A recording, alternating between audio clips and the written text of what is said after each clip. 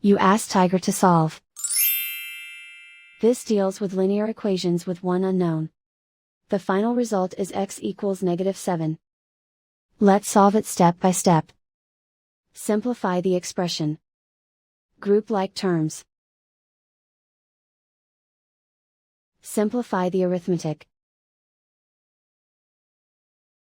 Group all constants on the right side of the equation. Subtract 8 from both sides. Simplify the arithmetic.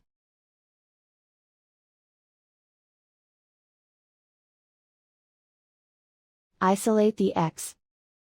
Divide both sides by 4. Simplify the fraction. Find the greatest common factor of the numerator and denominator. Factor out and cancel the greatest common factor. And so the final result is x equals -7.